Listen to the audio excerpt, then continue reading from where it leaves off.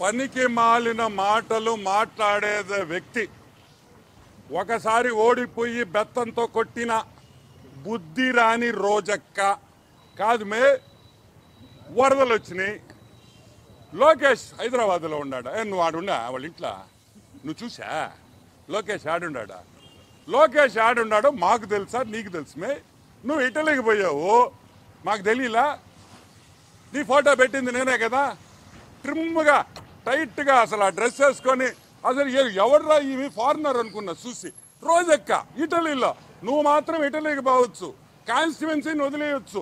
కాన్స్టిట్యువెన్సీలో అడుగులో పెట్టే మీ కార్యకర్తలకు ఏమవుతుంది ఏమన్నా పట్టించుకున్నామే? నువ్వు మళ్ళీ మమ్మల్ని ప్రశ్నించడం. 24 గంటలు ఆడ పని చేస్తున్నారు. మీ వాడు వచ్చాడు, గేట్లు అన్నాడు, ఫ్లడ్ అన్నాడు, ఆ కాగితం సరిగ్గా కాదు. నువ్వు జగన్మోహన్ రెడ్డిని పంపిస్తావు, ఏం చేయాలా? ఆ కాగితం ఇచ్చి చదివించాలి. 15 సార్లు చదివించండి, అదన్నా కరెక్ట్గా చెప్తాడు. ఈ విధంగా ఈరోజు చంద్రబాబు నాయుడు, అదేవిధంగా ప్రతి మంత్రి ఇంక్లూడింగ్ నారా లోకేష్ ఇంత కష్టపడుతుంటే హైదరాబాద్లో ఉన్నాడంట. హైదరాబాద్లో నేను అడుగుతాను, అసలు బుద్ధిని మాట్లాడుతున్నావా? బుద్ధి లేకుండా మాట్లాడతావా? సైజు పెరగడం కాదు, బుద్ధి కూడా పెంచుకో. నువ్వు మర్యాదగా మాట్లాడితే మేము మర్యాదగా మాట్లాడతాం. మొన్న చెప్పా నేను, తిరుమలలో వద్దు అన్నా, చెప్పానా లేదా? మళ్ళీ తిరుమల దగ్గరికి వచ్చి ఆమెకి మళ్ళీ సరే నీకు దర్శనం ఇచ్చారు, ఇక్కడ మా వాళ్ళని కూడా నేను విమర్శించాలి కదా. ఆమెకేందా ప్రోటోకాల్ దర్శనం ఇచ్చేదా? ఆమెకు మళ్ళీ ఒక షాల్వా, పెద్ద షాల్వా, డబుల్ షాల్వా కావాలి. ఆమెకి సింగిల్ షాల్వా జరగదు, డబుల్ షాల్వా కప్పి పంపిస్తారు. ఏంది ఇది? కరెక్ట్ కాదని కూడా నేను మనవి చేస్తున్నా. అసలు తిరుమల నువ్వు దర్శనం తీసుకున్నావు, నువ్వు ఒక ఎక్స్ మినిస్ట్రీ, వాళ్ళు ఏదో నీకు దర్శనం ఇచ్చావు, నువ్వు బయటకు వచ్చి నువ్వేం మాట్లాడతావు? అసలు దేవుడు అంటే నీకు భక్తి ఉందా? నువ్వు అమ్ముకున్న టికెట్లు, నువ్వు సంపాదించుకున్న డబ్బు ఇంకా మా వాళ్ళు తీలేకున్నారు. తొందరలో అన్నీ తీస్తాం, అన్నీ తీస్తాం. నువ్వు ఎంతెంత సంపాదించావు తిరుమలలో, నువ్వు ఎన్నెన్ని లెటర్లు ఇచ్చావు, అన్నీ తీస్తాం. నేను అనేది నువ్వు సహకరించబాకు, పని చేసేవాడిని విమర్శించబాకు. తప్పులే.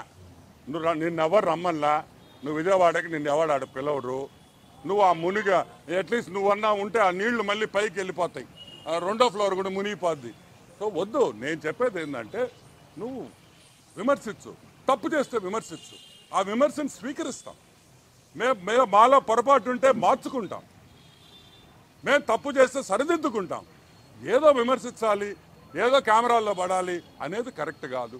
నారా లోకేష్ ఎక్కడున్నాడో నువ్వు కావాలంటే పోయి మంగళగిరి కాన్స్టిట్యున్సీలో అడుగు, విజయవాడలో అడుగు.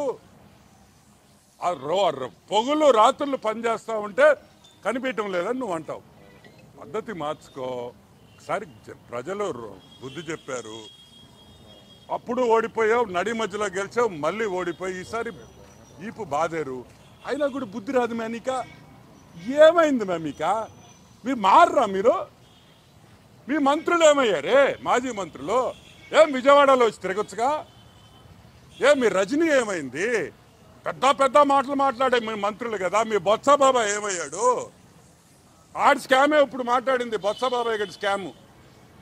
ఆయనే మంత్రి, ఇప్పుడు హైకోర్టు పోతున్నది కూడా ఆయన కూడా ఒక ముద్దాయి. దాంట్లో స్కామ్లో చూపించే ఇంట్రెస్ట్ ప్రజల కష్టాల్లో ఉన్నప్పుడు కూడా చూపించండి. రండి, మీరు అపోజిషన్లో ఉంటే దూరంగా ఉండకూడదు. కష్టపడండి, చేతులు కలిపి ప్రజలకు సాయం చేస్తాం. అంతేగాని ఆడ కూర్చొని ఏసీలో కూర్చొని మేకప్ వేసుకొని మాట్లాడడం కాదు. మాకు తెలుసు.